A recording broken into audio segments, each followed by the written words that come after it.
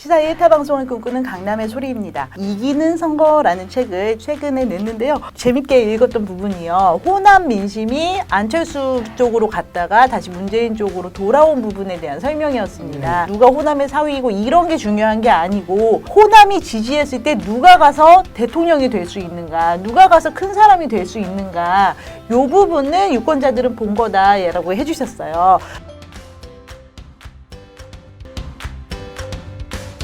마침 지금 저희가 녹화일이 4월 2일인데요. 대구에 있는 김부겸 후보 출정 일정으로 내가 되면은 그 다음은 대선이다. 김부겸 후보는 개인적으로 아주 절친한 선배예요. 2012년도에 8년 전에 대구를 내려갔는데 노무현 방식이거든요. 그리고 부산에서 뛰고 있는 김영춘 후보도 지역주의 돌파하겠다고 이제 부산 내려갔는데 두 후보들이 가상하죠. 가상한데 노무현 방식은 노무현 대통령으로서 끝났어요. 안 돼요 이제 더 이상. 수도권에서 돌파를 해야지. 조금 이제 표현하면 시골에서 지지를 얻어가지고 수도권으로 올라온다? 이게 잘 안 될 거라고요. 저는 그렇게 봐요. 문제는 이거죠. 대구 유권자들 자체가 더불어민주당에 대해서 굉장히 부정적이기 때문에 싫어하는 정당의 대선 후보가 돼서 어쩔 건데 그래서 어쩌라고 거든요. 아, 이건 그렇군요. 그러니까 차라리 그게 우리가 김부겸을 밀어주면 김부겸이 당을 바꿔서 미래통합당에서 대선 후보가 될 수도 있다. 이러면 모르겠는데 어떻게 보면 이거는 무풀성 발언이죠. 관심이 안 가는 멘트. 설사 내가 요번에 대구에서 되지 않았어도 나는 대구에서 장렬히 전사했다. 멋있는 하나의 정치적 지론곡을 만들었다고 보는 겁니다.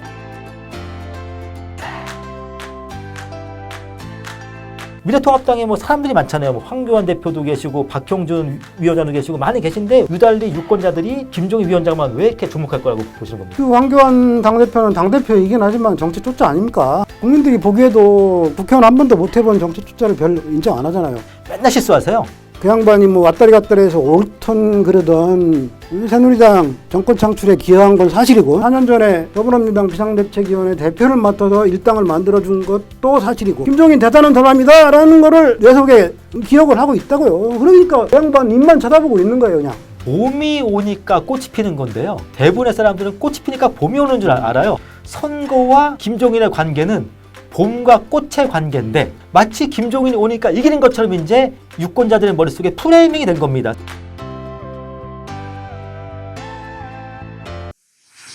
김종인 총괄선대위원장이 모셔온 거는 황교안 대표지만은 모셔온 이후의 상황을 보면은 황교안 대표는 종로 선거구에 딱 갇혀버렸고요. 유승민 의원이 오셔가지고 김종인 위원장과 역할 분담을 해서 선거 지원을 하고 계시고요. 선거를 잘 아는 영리한 사람이에요 유승민. 국민들은 유승민 전 대표에 대해서 정부 감각이 없다고 생각하거든요. 그렇지 않아요. 정치가 잘 되는 분이에요. 제가 볼 때는 개인적으로 만나본 적은 없는데 이분이 지역구가 대구잖아요. 물론 지난번에 6.76%밖에 안 나왔지만은 그 대선 때 강남을 중심으로 해서 두 자릿수가 나온 지역들이 좀 있어요.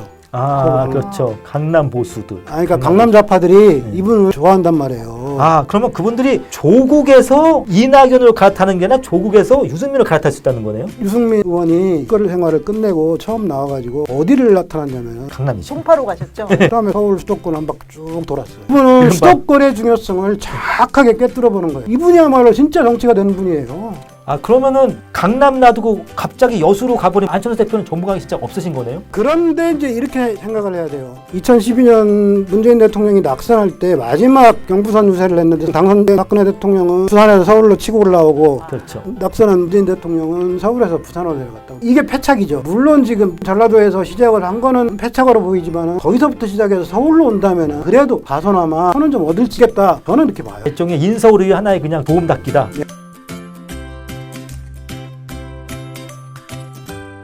또 다른 동선 한 분이 생각나는데 문재인 대통령도 외부 활동을 다시 좀 재개를 하고 계시는데요. 영남으로 가셨더라고요. 영남으로 가셨고 작년에도 부산을 무진무진 많이 가셨는데 대통령께서 일정을 직접 잡지는 않으시니까 그거는 주로 이제 어공들이 한단 말이에요. 참 제가 정치한다는 어공들 정말로 한심 낙감을 하죠.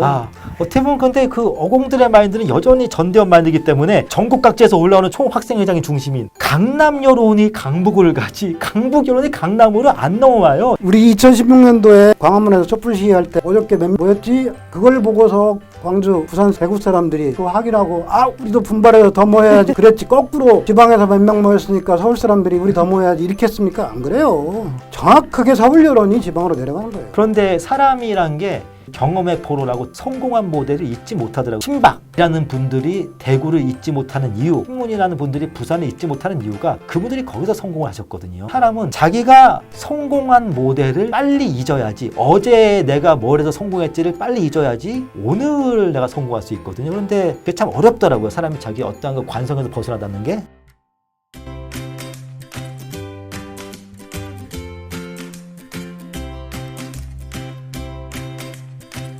참여정부 청와대에서 근무한 경력과 민주당에서 20년 이상 계셨기 때문에 저희가 최강욱 원장님을 모시면서 처음에 금과 옥조처럼 지키던 기계적 중립을 못 지키는 게 아닌가라는 걱정을 했는데 마무리 단계에 들어가니까는 반대 걱정을 하게 됐습니다. 되게 답답함을 많이 호소를 하셨는데요. 대략 이런 경향성이 보이는 것 같습니다. 15대 총선부터 계속 들렸던 여론조사가 여당 쪽에 상당히 우호적인 결과로 나타나고 있다는 점, 여당이 3연승을 기록을 하고 있는 지방선거 대선 총선을 연이어서 4번 연승을 한 전례가 없었다. 그리고 먹고사니즘, 이 세금 또는 긴급재난지원금이라는 역세금, 이 부분까지 섞여 있어가지고 재정 부분이나 아니 경제 이슈가 어떻게 반영이 될지 그 부분에 대해서도 지적을 해주셨고요. 그렇지만은 이번에는 대통령 탄핵이라는 초유의 사태도 있었고 또 코로나 정국이라는 경험해보지 못한 세상에서 저희가 투표를 하는 거기 때문에 다른 변수들이 또 간섭을 일으키지 않을까 이런 생각도 좀 들기는 듭니다. 그런데 우리나라 유권자들 다 3주 전까지 후보 못 정하는 거 그거 저희만 이상한 거였고요. 대부분 다 그렇다라는 말씀이시죠.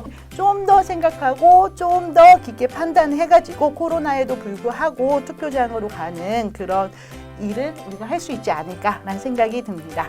지금까지 강남의 소리입니다.